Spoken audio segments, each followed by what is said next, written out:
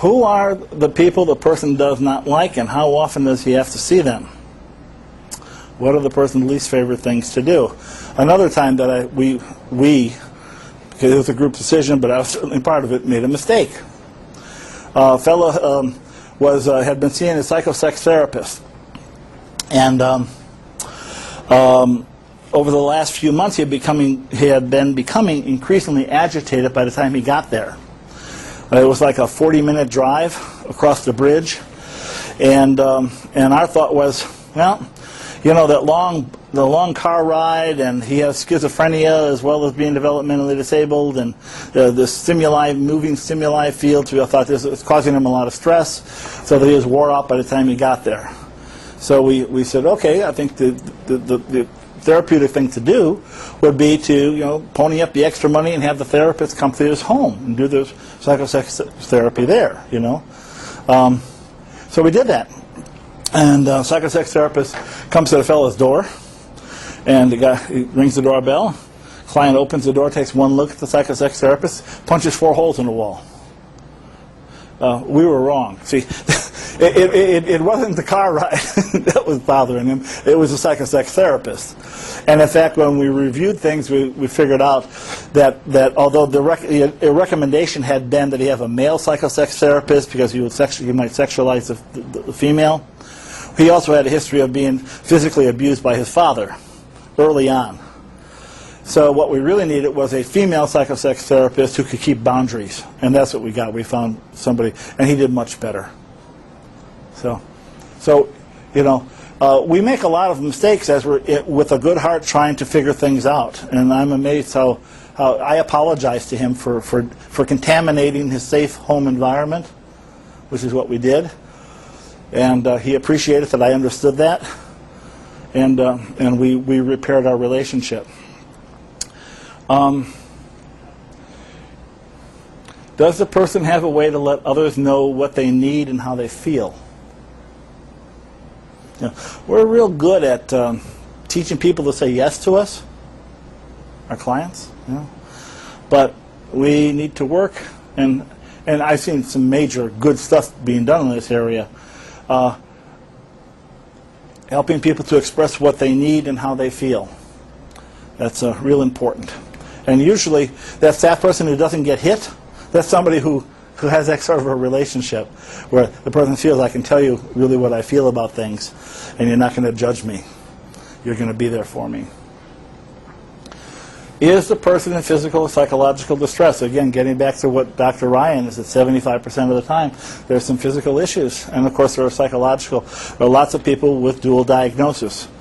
In fact, the occurrence of mental illness in people with developmental disabilities is much greater than it is in the general population. And the two biggest categories are anxiety disorders and depression. See? And I have my own theory about what the genesis of that is. I'll give it to you. Okay. Up till 1850, about 150 years ago, the amount of new stimuli, new information that a person got in their whole life is about equivalent to what we get in 1 year. And that's a statistic from the mid-1990s, and it's greater now with the internet and all that. So, remember I told you about the little amygdala guy? You know, is there anything out there going to eat me? Well, see, we're always trying to figure out, you know, are we safe first? That's the first thing. So, new stimuli that comes in, we have to organize it and synthesize it and figure out, oh, I'm still safe. Well, a person with mental retardation is slower at that. And their concept formation is a little simpler. So if it's hard enough for us to deal with a world where we're getting 50, 60 times the amount of new information that this organ kind of, you know, human beings got 150 years ago, think how much harder it is for the person who is a little slower. And amongst the general population, what are the two big diagnoses? Anxiety and depression. It's just that it's overrepresented because, again, we have the same kind of problem. We live in a very complex world. It's going to make us anxious, right? And when you're anxious for a long time, what do you get? Depressed. So there is a connection. It's not the only connection to depression, but anyway, that's just what kind of medication is the person taking. And do the medications help? And I'm not a medical person, but I got right on my computer, I've got the medscape.com, and I'm always looking up medications and what are the side effects and what are the interactions, and we need to be asking the questions. Are these medications actually working, helping this person? I can't tell you the number of times that I've gone out on a consultation and the person has been on a wide array of medications, some for mood stabilizing, some antipsychotic, other, they're covering the whole ballpark, which says to me that we don't really, maybe we don't understand what the root issue is, is the anxiety causing psychosis, or is the psychosis causing anxiety? And when you have a whole bunch of different medications, you get all these cross effects that are, I can't predict them, and a lot of people, you just don't know for sure. So the recommendation ends up being, let's get them in a safe environment, and sometimes it can be done in the community, because you can, where you get them off those medications, and then see what you have, and then you start over again, and so you create a medication. A new medication profile. And then, of course, we ask, are there times when the challenging behaviors happen more frequently? And what's that all about? And are there times when they happen less frequently or not at all? That's that kind of standard behavior stuff.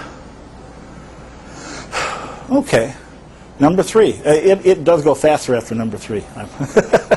Help the person develop a support plan. And that is not a plan to fix the person, but a plan to support the person having a real and authentic life. That's what a support plan is.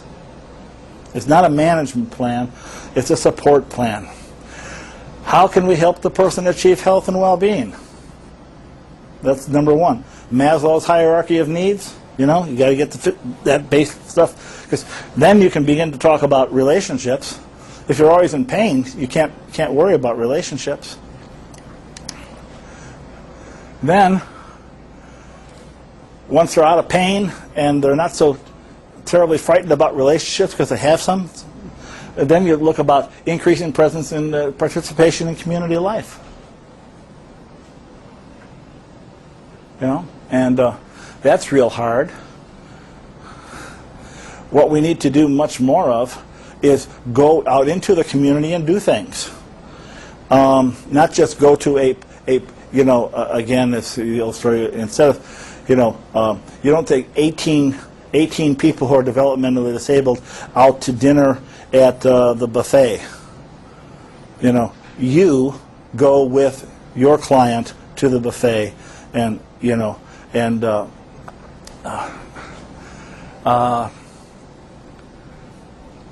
how can we help the person to have more choices in life? Again, figuring out the things that are of interest to them, helping them to learn to make choices. You don't give the person, 50 choices, you make all the choices you want. No, you start with where they're at, figuring out where they're at, and then you add over time. And again, your words were beautiful. You protect the person so that when they do make a bad choice, you keep them from hurting themselves with it. That sometimes is more difficult than other times. But people do need to learn from their experience. How can we help the person to learn skills that enhance their participation in community life? Well, part of it is getting them out into it. And then how can we help the person make a contribution to others? I'll tell you another story. There was a lady. We had just gotten her this apartment, first floor apartment. She was in a wheelchair. I'll call her Mary. And Mary loved to read. And so the library was 2 blocks away. It was actually 2 1/4 blocks away. So I wheeled her in a wheelchair. She didn't have a motorized one, so we wheeled her down the street. We didn't get a car. We just went down the street. And it was sort of like a bunch of little gift stores and things along the way. So we went down there to get a library card, right? Okay, and we did that. Went and she got a library card. And she's looking up at the poster there. It says, story readers wanted for their 5 to 9-year-old group Tuesdays and Thursdays. They had a group that met in the morning, 9:30 or something, and it was it was all mothers. I was the only guy there by the time we got there. Small children, and they do story reading. Well, she said, I can do that. I want to do that. I said, okay. So we asked the librarian, and she said, she gave me that look, that look. And then she said, well, we'll have to get the head librarian out here. And the head librarian comes out, and she got this stone face. Well, we'll have to give you a test. Uh-oh. So we go in the back room. She gives Mary a book. And Mary read that book with I can't even, just such feeling. I heard that the head librarian's face crack. And she smiled. And she said, Thursday, 9:30, be here. And we were back, 9:30. And the little kids all wanted to climb up on a wheelchair, and the mothers were in horror, pulling the kids back. She said, oh, no, I love kids. It's fine. They can sit up on my lap. It doesn't hurt me. If it does, I'll let you know. And she read the stories. She became friends with the mothers of these kids. They would end up coming over and having coffee at her place. It was the neighborhood. She made friends, not people being paid to be with her. She made friends, and they had mutual interests. And on our way back, she had wanted to stop at this gift store, and I was afraid. Because it was one of these little knick-knacky ones, and I could just see the wheelchair turning around and things breaking. And I was afraid. I'm a human being, too. Anyway, I went in, we took her in there, and the lady behind the counter had the same look of fear on her face. Until Mary started talking to her about these Hummels. I sort of knew what they were. They're little figures, They're made in Germany, and you get hundreds of dollars for, they're rare, they're all sorts of, and dishes and all. Well, it turns out that Mary's mother used to collect those, and she knew a lot about Hummels. And this lady loved Hummels too, and you could tell that by, the amount of space it had in her gift store. They ended up becoming friends. And Mary would end up coming there, and she cleared out the corner right behind the cash register, and Mary could sit there in her wheelchair, and then the lady would be sitting at the cash register, and they'd have their tea, and they would hang out together. But how do we do that? I wasn't able. That's not something you program. You go out into the community, your community. You walk around, and you meet people. See, and you pay attention to what the person looks at and is interested in. She was interested in reading books. She turned that into making a contribution, which is huge. We don't provide enough opportunity for our people to make a contribution to other people. Amen. Right? I know. Believe me, I know. Okay. Develop a support plan for the person's supporters. This is also extremely important. And you'll find that the better an agency, a residential or vocational agency does this, the lower their turnover is. The fact is that a lot of us are in this field because of what we're talking about, having that good feeling about making a contribution. And when you have a support plan that helps people, what if they have to, what's that basic thing again? Safety. See, your staff have to feel safe. Support staff have to feel safe. So you got to have a plan. What can be done to increase support staff's level of safety and comfort when somebody's behaving dangerously? Let me tell you. In your packet, you've got a sample, and it's not the best, but it's a sample, functional assessment, positive behavior support plan, and cross-system crisis plan. This was developed here in the state of Washington by DDD to assist in making everybody safe when a person is in behavioral crisis. Behavioral crisis is defined as when the person is acting in an unsafe manner and it is at risk of outstripping the on-site support staff's ability to reestablish safety, de-escalate the situation. So this is a plan basically that tells you what it looks like for an individual person. It's not a general plan. It talks about a specific person and how it looks for them. And then it's basically what you do to attempt to de-escalate the person. And then if you need to call in other people, who do you call? And when should you call them?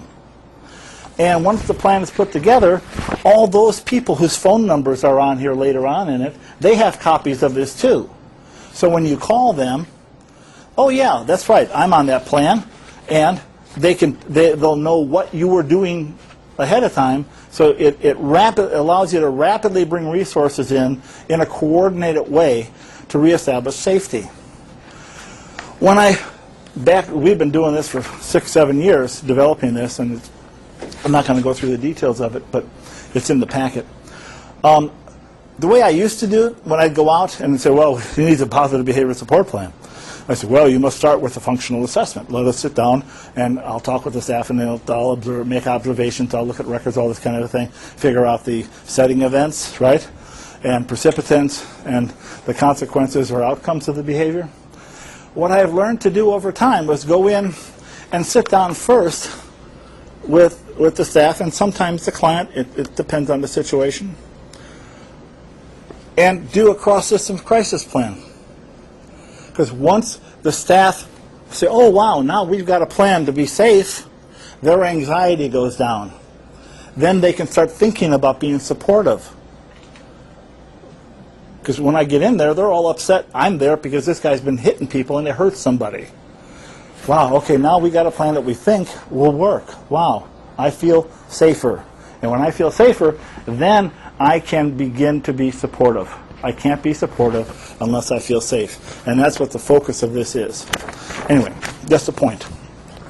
Then, once you've got safety established, what do you do so that everyone, the person and support staff, have more fun at work? There's nothing that brings about positive relationships more than having fun together. Very important. How can staff have more control over their schedule? Now, some places you can't. I mean, it's 24/7, you know, you got an 8-hour shift and you got to go. But sometimes you can have situations where it can be more flexible. And you put whatever flexibility you can. How can support staff get more training and consultation to better understand the needs of the people they're supporting? That's what I come in and do, and other people do too. And we should be getting training for people. How can support staff have more input into decisions? Well, once they're feeling safe and if they're getting better training, then the things that they have to suggest are going to be better, aren't they? So they're more likely to be listened to, hopefully. And how can managers better support their support staff? By being flexible, by providing the training, by providing crisis plans for them so that they feel safe. It all works together. Don't assume anything. Don't underestimate a person's potential because of labels or because they have failed to acquire certain skills. People have gifts and capacities that outshine our labels. A person's potential depends largely on the adequacy of their supports rather than on their inherent flaws or defects. Number one, a fellow at an institution in this state. I observed this myself. He was labeled severe to profoundly mentally retarded. He was nonverbal. Had a hard time keeping his clothes on sometimes. And I went in. I was in their living area, one of their 2 large living rooms like. And there were 8 or 10 clients there and 2 or 3 staff. And what I saw this nonverbal, profoundly retarded person do was start picking at one fella. Right? And that fella then shrugged him off and went outside to have a smoke. As soon as that happened, he went and started picking at another guy, who then went outside, and other people, the staff knew that these 2 who went outside happened to be arch enemies. They didn't like each other, right? So they start fighting out there, and of course the staff go out to stop the fight. At which point this profoundly mentally retarded person goes out the side door, around the back, through the kitchen, to the refrigerator, opens it up, gets the Pepsi, opens it up, comes back out, and stands there 8 feet away from me smiling.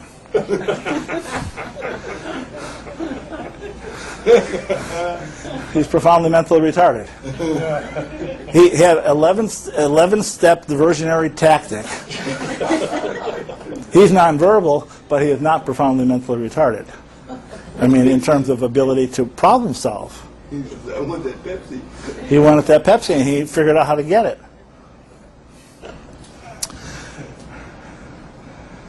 This, I always talk about Steve Hawkins, you know, the great physicist, mathematician. Well, you know, he wasn't even the greatest of students. He was kind of lazy. And he himself, it's in one of his books, he says that he considers his, you know, he got Lou Gehrig ALS, and but it was a strange form because he didn't die in 3 years like a lot of people do. He's had it for 20-some years now, maybe 30. You know. Anyway, he has said that it was only once he got to be alone with himself that he could actually see things in different ways, which led to his capacity to. This fella, he was dependent on everybody, you know, and he was sitting around and had his little computer, and it took forever. It still takes him quite a long time to do anything. But what he started doing was spitting out pieces of paper that had different diagrams on it and things like Einstein was wrong, Einstein is wrong, and showing these pictures and things. Now, the people around him could have said, "Oh, that's Stephen, that's wonderful," you know, and put it up on the refrigerator, right? You know, but oh, he was a physicist, he was, you know. So they say they did what he asked, which was send it to the head of the department over there at Cambridge, and then all of a sudden, all these mathematicians and physicists are you know, pounding on the door saying, "How did you've seen things in ways that we have never even imagined," and it works. So now he has Isaac Newton's job. Is it our defects, or is it our supports? See, all of it. I mean, I certainly, you know, I'm obese. I got alternating exotrophia. I got a speech impediment. I got lots of disabilities, but I use what abilities I have, supported by people, lots of people in my life, and that's what it's all about. We provide supports that allow people to grow into who they are to be.